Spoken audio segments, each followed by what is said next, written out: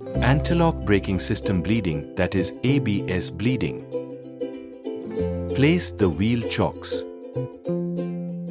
Lift the vehicle by using hydraulic jack.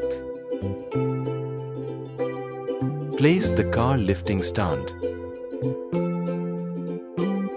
Remove the wheel lug nuts.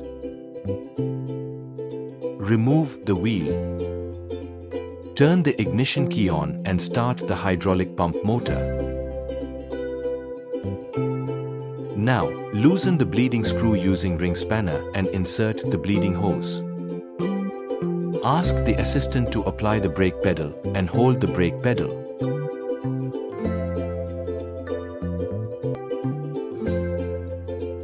Bleed air from the hydraulic system with help of hose and glass container. Loosen and tighten the bleeder screw. Now ask the assistant to release the brake pedal and tighten the bleed screw.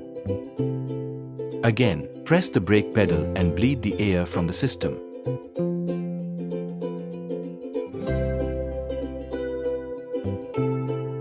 Fill the brake fluid in the master cylinder reservoir as required.